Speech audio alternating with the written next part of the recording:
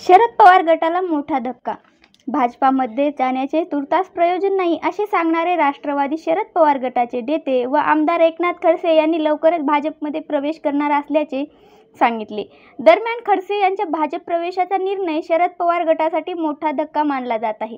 काही दिवसांपूर्वी एकनाथ खडसे हे खासदार रक्षा खडसे यांच्यासोबत दिल्ली येथे गेले होते. यावेळी गृहमंत्री अमित शहा यांच्यासोबत त्यांची बैठक झाली. त्यावेळी खडसे यांच्या भाजप प्रवेशाची चर्चा होती, मात्र त्यास खडसेंनी नकार दिला. आता मात्र त्यांनी स्वतःच भाजपमध्ये प्रवेश करीत असल्याचे सांगितले.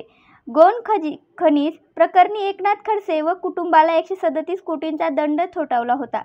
नुकताच हा निर्णय शासनाने रद्द केला. भाजपाकडून रक्षा खडसे यांच्या उमेदवारीला विरोध होत असताना आपण शरद पवार गटाकडून लोकसभा निवडणूक लढवणार असल्याचे एकनाथ खडसे यांनी जाहीर केले होते. मात्र रक्षा यांना भाजपने उमेदवारी घोषित केल्यानंतर खडसे यांनी प्रकृतीचे कारण सांगत निवडणुकीतून माघार घेतल्याने त्यांच्या भाजपमधील प्रवेशाच्या चर्चेला दोर धरला होता. रोहिणी खडसे मात्र शरद पवार गटातच. एकनाथ खडसेंसोबत त्यांच्या कन्या रोहिणी खडसे या देखील भाजप प्रवेश करणार काय, याबाबत मात्र अजून स्पष्ट झालेले नाही. शरद पवार गटाच्या महिला प्रदेशाध्यक्ष रोहिणी खडसे या मुक्ताईनगर विधानसभेसाठी इच्छुक आहेत. त्यामुळे त्या शरद पवार गटातच राहणार की भाजपमध्ये प्रवेश करणार हे स्पष्ट झाले नाही. भाजपातील प्रवेशाची बातमी खरी आहे. लवकरच भाजपमध्ये प्रवेश करणार आहे. अजून प्रवेश झालेला नसल्यामुळे विधान परिषद सदस्यत्वाचा राजीनामा दिलेला नाही.